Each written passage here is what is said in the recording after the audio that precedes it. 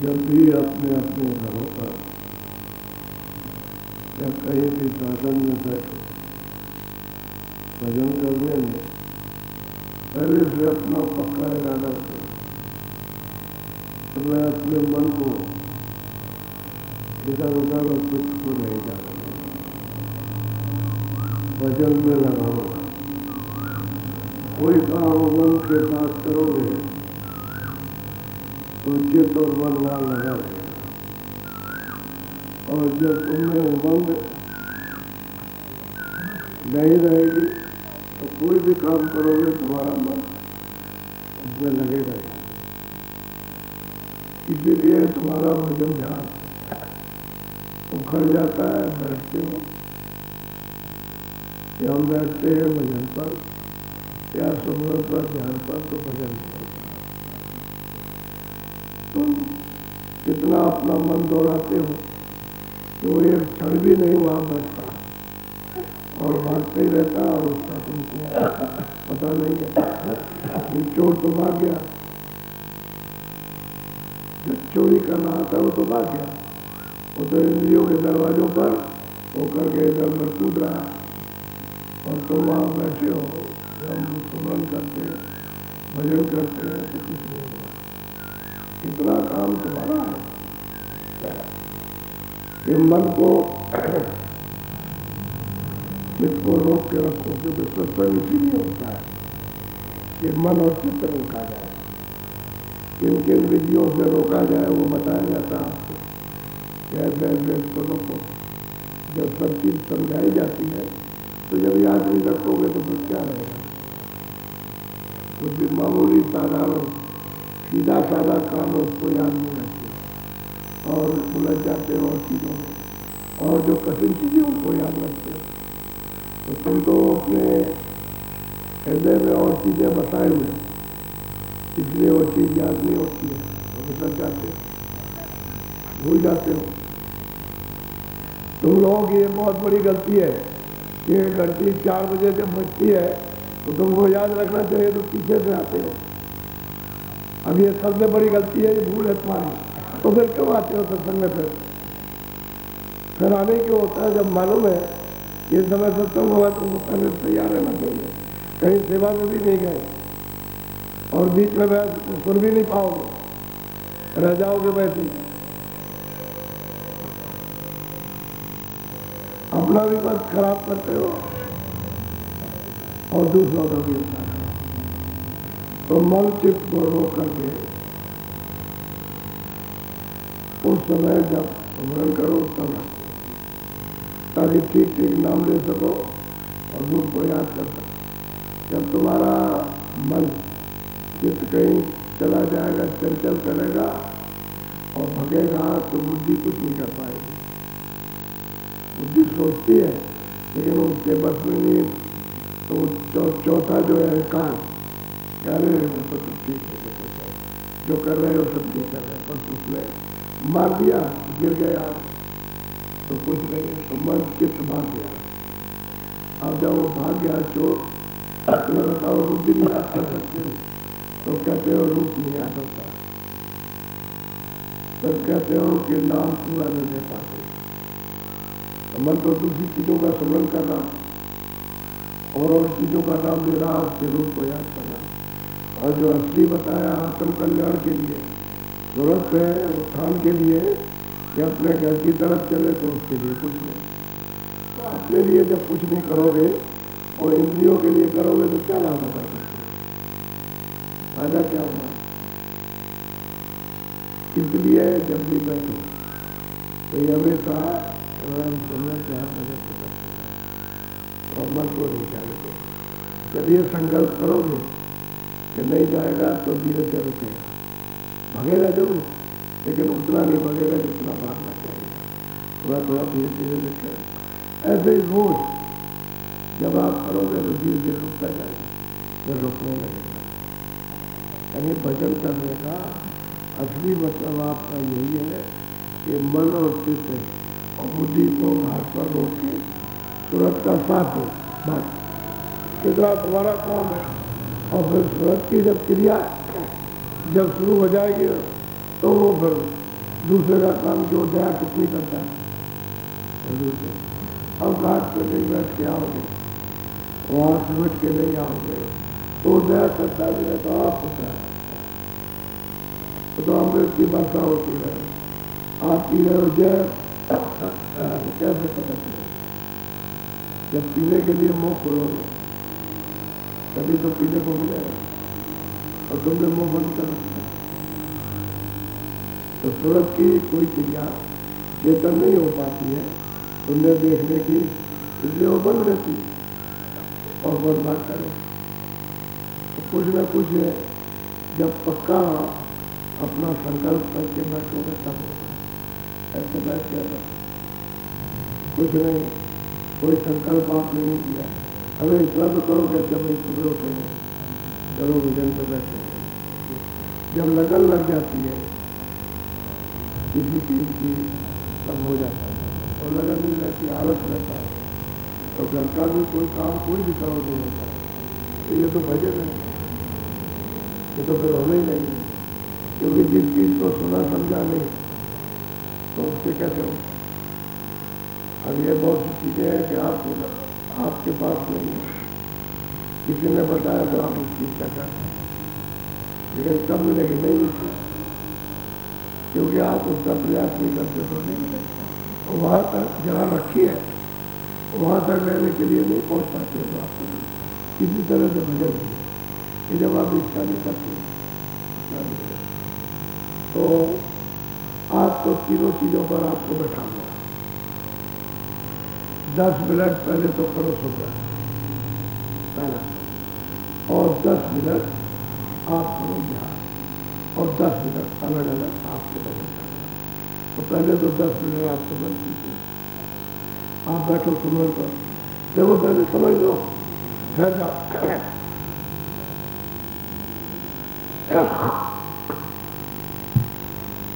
आंखें दो ठहरो, आंखें दोनों बंद, खोलने की जरूरत नहीं, क्योंकि आंख खुलेगी तो फिर आपको क्या पता चलेगा। आंखें बंद, अंदर की आंख से काम करना है।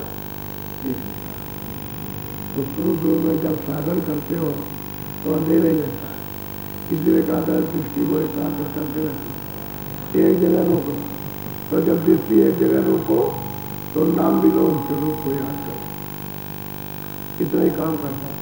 और जो नामदान के वक्त में रूप बताया, नाम बताया, उसको नाम को लेगा, रूप को याद करो। इसी तरह से दूसरा नाम लो, दूसरे रूप को याद, जब तक नाम लेते रहो तब तक रूप को याद करो, तीसरा नाम लेते रहो उसके रूप को याद करो, चौथा नाम लेते रहो उसके रूप को याद करो, पांचवा नाम लेते रहो उसके रूप। जब आप नाम लोगे रूप को याद, तब सुमरन सही होगा, और सुमरन का फिर भजन ध्यान में मिलेगा, फल मिलेगा। तो सुमरन कठिन करते हैं, अभी बिल्कुल ही नहीं आया, नाम लिया तो नाम भी बीच में छूट गया, कभी बीच में छूट जाता है, और रूप तो याद ही नहीं आता है। बताया जाता है कि भाई ये रूप है, उसको याद करना, तो कठिन हो गया, खंडित हो गया, तो खंडित हो गया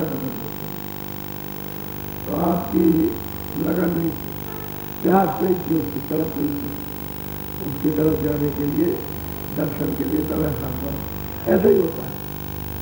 तो उसको मजबूती के साथ करो कि नाम लो, आप पहले दिन करोगे तो थोड़ा थोड़ा याद होगा, छूट जाएगा। आप दूसरे दिन करो तो उससे ज़्यादा होगा, जब लगन लगी रहेगी तो ज़्यादा होगा, नाम को लेते रहो, काफ़ी देर तक याद रहेगा, फिर छूट जाएगा, बीच में चढ़ जाएगा, फिर उसके बाद में तीसरे दिन उससे ज़्यादा होगा। जब लगन लगाओगे तो सब काम हो जाएगा, और रस्ते से आ जाएगा, और लगे रहेगा तो कुछ नाम में रूप बिल्कुल याद नहीं होता, याद ही नहीं रहता, रूप को उसको याद ही नहीं करते, तो बस सुमरन का फल कुछ जाता है। सुमरन तो खास चीज़ है, उसी का तो फल है भजन में होगा, तो आपने उसको याद तो किया नहीं, और अगर आप चाहोगे हमको भजन में दया बन जाए, कृपा हो जाए, ये हो जाए, ऐसे ही फेंक दी जाए और तुम ऐसे ही बच रह जाओ तो बेकार फेंक जाए, ऐसा नहीं। अच्छा बैठो सुन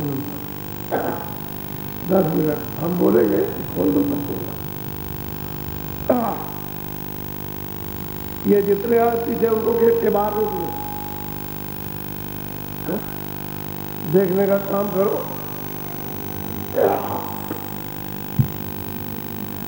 किसी ने कहा कि तुम सामने देखो, तो कह लगे हमको दिखाई नहीं देता, सामने पर्दा है।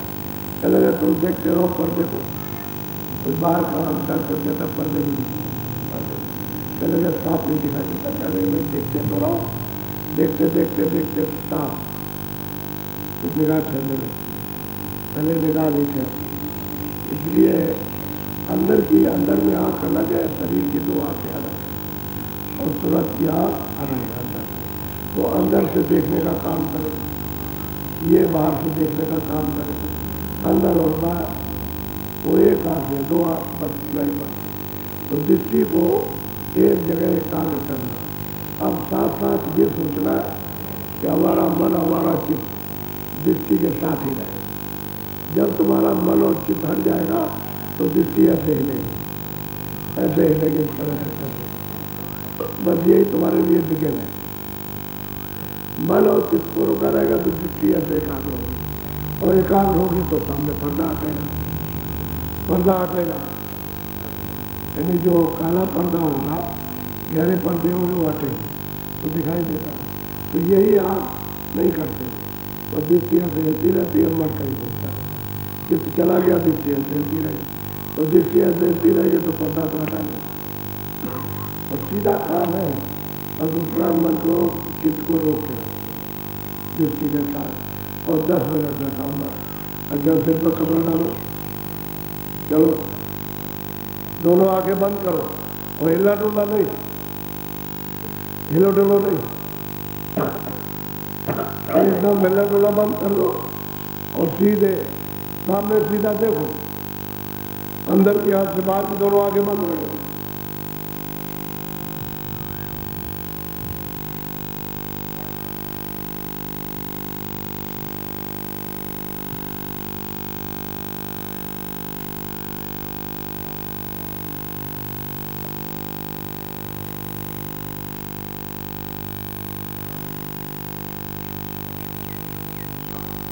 भाग जाता है, मन चला जाता है। इसके मन है कि आपका मन यहाँ नहीं रहता है, भाग और काम में लग जाता है।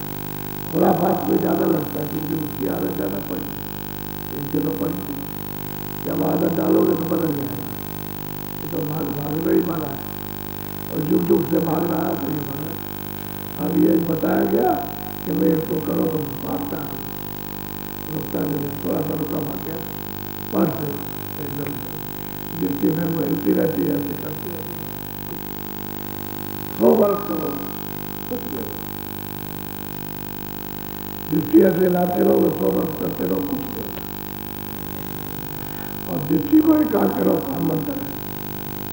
असली चीज तो ये है। अभी आँख से काम देखने का आपको तो सिर्फ ये सुई की नोक होती है, उससे भी छोटा चीज है, उससे भी छोटा छेद है। जब वो उस अंधेरे में जब नजर आता है तो बहुत छोटा है, तो दृष्टि इतनी बारीक है कि उसको पहचान लेती है। अगर दृष्टि ठहर जाए तो क्या जाती कि ये दबा जाए, उसी पर उसको रोकने की जरूरत है। जितना उस पर रोकोगे उतने खुलेगा, तो बंद है, ऐसे करके बंद हो गया। और जब दृष्टि रुकेगी तो ऐसे खुलेगा, ऐसे खुलेगा। तो आँख तो अंदर आपके हैं, तो कभी कभी इधर उधर सामने से ऊपर नीचे से रोशनी आती है, तो अंदर की आँख देखती बात बंद रहती है। ऊपर भी कपड़ा पड़ा रहता है, तो बैम करने की तो कोई जरूरत नहीं, अंदर से आँख है सबके। ये एक आदमी के लिए जितने मनुष्य सबके, और जितने पशु सबके, लेकिन पशुओं को करने का बोझ नहीं, कि उनमें तत्व पूरे नहीं है। मनुष्य शरीर में 5 तत्व इसलिए बोझ है। अब भजन में यह है कि भजन में जैसे शरीर में 2 प्राण है, ऐसे ही सूरत में एक प्राण है। ये दरअसल सबके लिए अच्छी है, इसमें कोई परेशानी नहीं। शरीर अडोल हो जाता है, 2 घंटे बैठे हो, 1 घंटे बैठे हो, आधा घंटा, 10 मिनट तो कोई बात ही नहीं है, बैठे रहो। और जब 1, 2 दिन 4 दिन आदत पड़ जाएगी तो मेरे मतलब है कि यही आपको अच्छा लगेगा। इस पर हाथ रख लिया, नहीं हाथ गिरा कुछ नहीं से या उठा लिया या नहीं लिया या उठा तो नहीं लिया। ऊंचा ध्यान देते, क्योंकि सूरत तो दरवाजे पर रखी है तो ऊपर से आवाज और वो आवाज हमने छोड़ दी, सुनना छोड़ दिया तो बहुत दिन हो गए तो हमको उसका आवाज सुनना कि कोई आवाज ऊपर हो तो ऊपर की तरफ जब ध्यान देके मन को चित्त को रोकोगे और ध्यान देके जब कानों से सुनोगे तो वो आवाज सुनाएगी।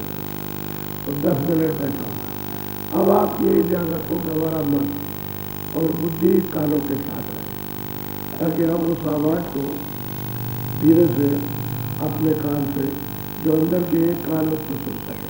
बाहर के कान तो बंद हो जाते हैं, इसलिए बंद हो जाते हैं कि बाहर से कोई आवाज आए तो बिगिन न करें। अंदर की आवाज को सुनने में बाधा न आए, इसलिए लोग चले जाते हैं भूदार गड्ढा खोद लिया, अंदर चले गए, बाहर की आवाजें करते और बैठ गए तो उनको सुनाई जब देता है तो कोई बाधा तो सुनने लगते हैं। तो भजन करने वाले कभी कभी भूदरा पा जाते हैं, बना बनाया उसी में बोल करता या कोई कोठरी हुई नीचे उसी में चले गए तो बाहर से कोई आवाज नहीं आई तो सुनने लगते हैं। बार बार बाधा नहीं पहुँची कि आवाज़ खींच के ले जाए, क्योंकि बाहर की कोई आवाज़ आएगी तो खींच के ले जाएगी और नहीं आएगी तो नहीं। और मन थोड़ा बहुत भगेगा, जब अंदर की आवाज़ को पाएगा चुप हो जाएगी। ये आवाज़ कहाँ से आ रही है, यदि जब तुरंत उसको सुनेगी मन जो है उसको कहाँ से आ रही है उसमें लगेगा, क्योंकि ये आनंद का आदि है, रसिया है, तो आनंद मिलेगा तो मिल जाएगा। अच्छा, उसमें आवाज में आनंद है, उसमें रस है, तो 10 मिनट आपको बैठा ऐसा कपड़ा डालो, 40 मिनट में आधा घंटा समय देगा तो 10 मिनट पूरा 10 मिनट का और 10 मिनट ये तीनों होते चले। आपको तो 1 घंटा निकाल करके रखना चाहिए, कुछ भी होगा तो 1 घंटा हमारा निकलेगा और सही सही सुमन ध्यान भजन कर लो तो बहुत है। बाकी अपना काम करो, तो जिनको लगन लगी रहती है बीच में अपना समय देते हैं और भी देते तो उनके लिए और लाभदायक। और तो शुरू में ये आपको करना ही चाहिए रोज सब रोज होता चले। आधा घंटा कोई बड़ी भी वैसे गप मारते रहते इधर उधर बैठ करके, इधर उधर बात करते रहो चाहे घर में चाहे बाहर और कुछ नहीं हो और समय नहीं दे पाते तो इसका जीव कल्याण कैसे बढ़ता जाएगी। अभी ये नौका आपको तरुक्ति मिली है, अभी ये खत्म हो जाती, निकाल के बाहर कर देगा, इसको नौका को तोड़ देगा, इसका नाम से नाम नुकसान बटा देगा। तो आपको तो ये मालूम नहीं है कि इसी से बहुत सागर को पार कर दो, इस जीवात्मा को, नहीं तो कैसे पार, दूसरा कोई और शरीर नहीं है। तो आपको उत्तम तो शरीर मिल गया, इससे बड़ी दया और क्या होगी। क्या आपको नर शरीर दे दिया और ये नौका भी है और दरवाजा दे दिया, अब महात्मा को मिलो उसमें मदद की जरूरत। तो आपको ये करना चाहिए, ये करते। अच्छा, यहाँ आए हो कुछ न कुछ सेवा जरूर करो। मैं अब एक बात आपकी एक भी तकलीफ नहीं सुनेंगे, कुछ भी हो गया सुनने वाले पर नहीं, बंद कर देंगे, जो कुछ भी थोड़ा बहुत सुन लेते वो भी बंद कर देंगे। और नहीं अगर आप तो आपको तो पता नहीं कि भाई क्यों कराया जाता, ये तो आपको नहीं मालूम। और मतलब डॉक्टर को जाके घेरे रहोगे, दवा खाओगे नहीं तो लोग घेरोगे, दवाई ठीक नहीं है तो ये नहीं कर सकते, तो कर जाते उसकी दुकान पर तो दवा खाते। इसलिए सेवा सबसे बड़ी चीज है, संग सेवा भजन, ये तीन चीजें मुख्य है, इसी से काम बनता है। शरीर का भी काम बनेगा, जीवात्मा तो वो आप लोग चूक जाते हो और इधर उधर की बात करने लगते हो। आगे कह दिया जाए कि चलो अच्छा 50 आदमी 100 आदमी चलो भंडारे में रोटी बनाओ, चलो क्या आदमी बना सकते हैं तो क्या करना है, चलो सेवा नहीं करोगे तो लेट के खाओगे। तो सेवा ही तो है वो, जो 50-60 आदमी काम करते हैं तो सेवा तो कर। तो ऐसे ही काम कि हम घर से छोड़ के आए, घर में तो कुछ काम वो तो काम करते रहे, चलो हम उसका सेवा करें तो उसका फल प्राप्त करेंगे। तो सत्संग और सेवा भजन ये चीजों में ये दरवाजे पर क्यों रोका गया कि वहां से जब भजन में बैठते ध्यान पर तो वहां से भाग के बीच में आते हैं तो ठक्कर मारते जाते हैं, इसलिए जब भजन में बैठा है तो वही बैठ जाओ, अंदर आने की जरूरत वही बैठ जाओ। आलस पता करते हो, देर में आते हो, सत्संग तो मिला नहीं, जब सत्संग नहीं मिला तो तुम्हारा सिर टूट गया था, तुमको तो सत्संग मिलना चाहिए। ये सब छोड़ दोगे, भजन भी छोड़ दोगे, ध्यान तुम लोग सत्संग भी छोड़ दोगे, सेवा तो फिर क्या करोगे? उससे अच्छा घर ही पर आओ, इधर उधर आने क्या जरूरत? ऐसे आदमियों की हमको जरूरत नहीं है कि न वहां के हुए न काम के यहाँ के हुए, न भजन के हुए न सुमरन के न सेवा के न सत्संग के, कुछ नहीं, तो घर पर हो, क्या जरूरत है ये तूफानबाजी करने की। दूसरी बात यह है कि जब पाइप पर नहाते हो, कुल्ला करते हो तो पानी खर्च कर देते हो, तो टंकी में पानी भरा जाता है और खत्म हो कर लेते हो और पीछे चिल्लाते हो पानी नहीं है, पानी नहीं है। तो ये जमीन में से ऐसे ऊपर दे दिया जाए, तुमको सोच के खर्च करना चाहिए। टोटी चलती रहेगी, बराबर आप अलग बैठे रहोगे, देख रहे हो, इसके बाद नुकसान कर रहे हो। वहाँ गाँव में तो कुएं पे भरते हो ना, तो एक लोटा खत्म हो जाए तो मुश्किल है, वहाँ तो ये होता है। और गांव में कोई टोटी लगी है, और गांव की टोटी कितने देर काम करेगी? ज़्यादा देर काम करती है, वह नहीं मिलता पानी। तो समझ बूझ के करता है, हर काम समझ बूझ करते हैं, समझ के करोगे सब आपके फायदे में होगा, क्यों काम तो आपका है, कितने आए हो सब काम आपका है, हर आम आपको फायदा आपको था, सीधा सीधा काम। तो ये घर में आधा घंटा तो पक्का निकाल के रखो कि मैं रोज निकालूंगा, यहाँ इरादा करके पक्का कर लो कि मुझे क्या कुछ भी हो जाए आधा घंटा तो बचेगा, तो दे सकते हो आप 10 मिनट सुबह, 10 मिनट ध्यान, 10 मिनट। और घर में तो बाल बच्चों की सेवा है और किसकी सेवा है, जैसे खेती है, दुकान है, तब तक का काम है, वो भी सेवा ही है। वो तो अपने लिए तो सेवा है, और क्या, ये भी अपने लिए है, लेकिन इसमें फायदा ये हो जाता है कि इसमें मतलब ये है कि आत्म कल्याण होता है, ये लाभ शुद्धि होती है, उसमें शुद्धि नहीं होगी, उसमें गंदगी होगी, इसमें शुद्धि हो जाती है।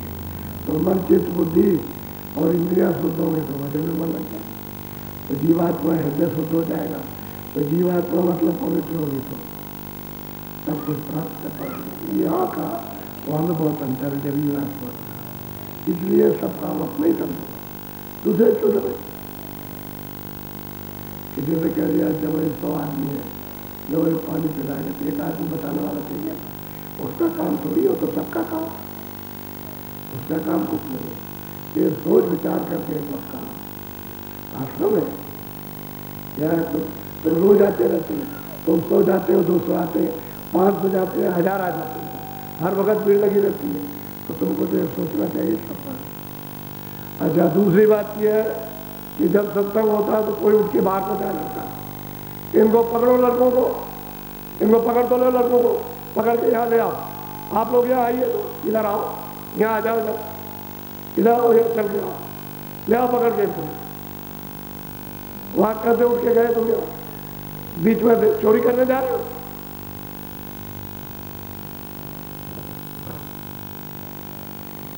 क्यों उठ के गए वहां से?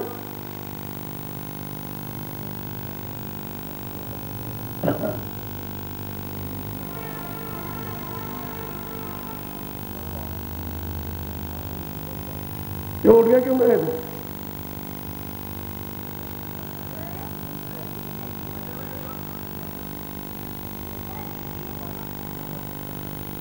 अपने अपने सामान को पैसों में संभाल के रखा करो, तुम नहीं रख सकते हो, दफ्तर में जमा कर दो, जब जाने लग जाता है ले लो। तो पीछे से शिकायत करते हो, हर किस्म के लोग आते जाते सब चले। क्यों गए थे भाई? क्यों उठ के चले गए हैं? क्यों गए तुम? आप चोरी करने जा रहे थे? जब जाना हो तो वहीं से चले जाओ, बीच में तो उठ के जाने की जरूरत नहीं। हमेशा ये बात को याद रखो।